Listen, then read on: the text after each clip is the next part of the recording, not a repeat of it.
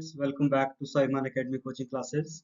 और आज इस वीडियो में हम डिस्कस करेंगे पॉलिटी सेक्शन के टॉप 25 क्वेश्चंस।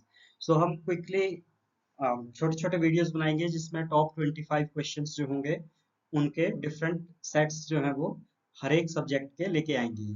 सो इस पर्टिकुलर वीडियो में स्टार्ट करते हैं पॉलिटी सेक्शन के जो महत्वपूर्ण 25 क्वेश्चंस हैं उनको देखते हैं। तो लेट्स स्टार्ट करते हैं। फर्स्ट क्वेश्चन है, भारतीय संविधान के किस अनुच्छेद को संविधान की आत्मा के नाम से जाना जाता है? संविधान की आत्मा कहा जाता है आर्टिकल 32 को, और ये कहा था डॉक्टर BR अम्बेडकर ने। सेकंड क्वेश्चन है, भारतीय संविधान के अंतर्गत संविधान में संशोधन संबंधी पहल का अधिकार किसे है?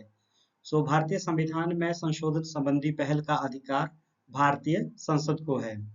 नेक्स्ट क्वेश्चन है, कौन सा अधिकार अब आपातकाल में भी समाप्त या सीमित नहीं किया जा सकता है? कौन सा ऐसा अधिकार है जो आपातकाल में समाप्त या सीमित नहीं होता? ये होते हैं आर्टिकल 20 और 21, व्यक्तिगत स्वतंत्रता तथा जीवन की सुरक्षा के अधिकार। फोर्थ क्वेश्चन है, संविधान के अनुच्छेद 24 के अंतर्गत कितने वर्ष से कम आयु वाले किसी बालक यानी कि बच्चे को कारखानों, खानों या अन्य जोखिम भरे काम में नियुक्त नहीं किया जा सकता? 14 वर्ष से कम आयु के बालकों को या बच्चों को जोखिम भरे कारखानों या कामों में नियुक्त नहीं किया जा सकता, ये कहा गया है आर्टिकल 24 में। नेक्स्ट है, भारतीय संविधान के अनुसार भारत का स्वरूप क्या है? भारतीय संविधान के अनुसार भारत राज्यों का एक संघ है, यानी कि एक संघीय राज्य है। नेक्स्ट क्वेश्चन है, संविधान के किस अनुच्छेद द्वारा राष्ट्रपति को अध्यादेश जारी करने की शक्ति प्रदान की गई है?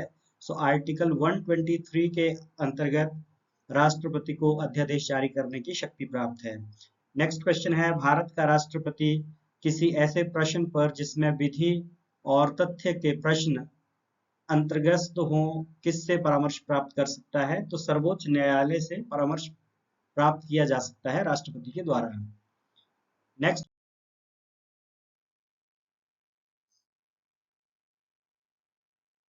यदि कोई सरकार निर्देशक तत्वों की उपेक्षा करती है तो उसे निश्चित ही इसके लिए मतदाताओं के समक्ष उत्तरदायी होना पड़ेगा। ये कथन किसका था? ये कथन था डॉक्टर BR अम्बेडकर का। जो निर्देशक तत्व होते हैं उनकी जो प्रकृति है वो कानूनी नहीं है, यानी कि वो नैतिकता के आधार पर है। उनको न्यायालय में चैलेंज नहीं किया जा सकता, लेकिन मतदाता जो है वो चुनावों के दौरान इस चीज को ध्यान में रख के मताधिकार का प्रयोग करते हैं। नेक्स्ट क्वेश्चन है, मताधिकार के लिए न्यूनतम आवश्यक आयु 21 वर्ष से घटाकर 18 वर्ष किस संविधान संशोधन में की गई थी?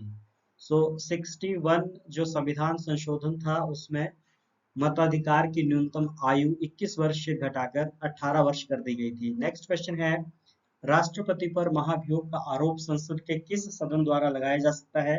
संसद के किसी भी सदन में महाभियोग की कार्रवाई शुरू की जा सकती है। आर्टिकल 61 महाभियोग से रिलेटेड है, ठीक है। और महाभियोग लगाने से पहले 14 दिन का इंटीमेशन दिया जाता है, राष्ट्रपति को 14 दिन का समय दिया जाता है कार्रवाई शुरू होने से पहले। नेक्स्ट है, संविधान सभा के अस्थायी अध्यक्ष। संविधान सभा के अस्थायी अध्यक्ष थे डॉक्टर सच्चिदानंद सिन्हा। नेक्स्ट है, अखिल भारतीय कांग्रेस ने किस वर्ष यह प्रस्ताव पारित किया कि भारत की जनता स्वयं बिना किसी विदेशी हस्तक्षेप से अपने संविधान का निर्माण करेगी? ये 1936 के कांग्रेस अधिवेशन में स्वीकार किया गया था कि भारत का संविधान भारतीयों के द्वारा ही बनाया जाएगा बिना किसी बाहरी हस्तक्षेप के। नेक्स्ट क्वेश्चन है, मौलिक अधिकारों की सुरक्षा हेतु न्यायालय कितने प्रकार के लेख यानी रिट जारी कर सकता है? न्यायालय 5 प्रकार के रिट जारी कर सकता है मौलिक अधिकारों की सुरक्षा हेतु।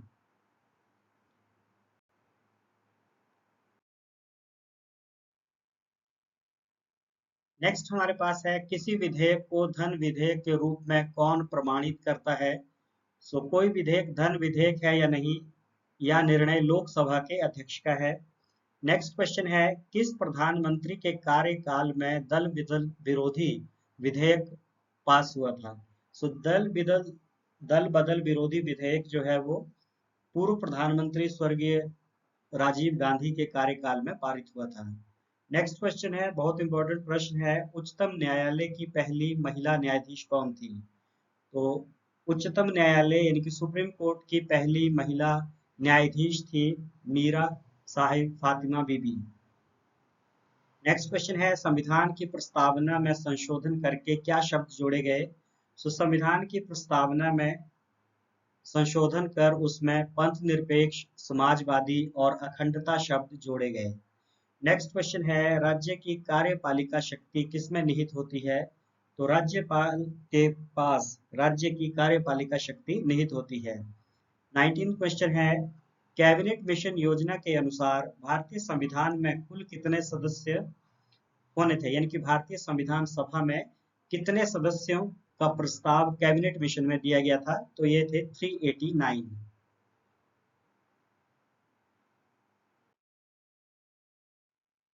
नेक्स्ट क्वेश्चन है, भारतीय स्वाधीनता अधिनियम को किस दिन सम्राट की स्वीकृति मिली? यानी कि ब्रिटेन के जो पार्लियामेंट में कब ये पारित हुआ और कब इसको स्वीकृति मिल गई थी? तो 18 जुलाई 1947 को भारतीय स्वाधीनता अधिनियम को स्वीकृति मिली थी। ठीक है, और भारतीय स्वतंत्रता के समय ब्रिटेन के प्रधानमंत्री थे क्लीमेंट एटली। नेक्स्ट क्वेश्चन है, जब भारत स्वतंत्र हुआ उस दिन ब्रिटेन में किस दल की सरकार थी? सो उस टाइम लेबर पार्टी की सरकार थी ब्रिटेन में। नेक्स्ट है, संविधान की प्रस्तावना में हमारे देश का कौन सा नाम उल्लेखित है? सो संविधान में भारत या इंडिया, इन दो नामों का ही वर्णन है। नेक्स्ट क्वेश्चन है, भारतीय संसद की कार्यवाही में बिना सदस्यता प्राप्त किए कौन भाग ले सकता है?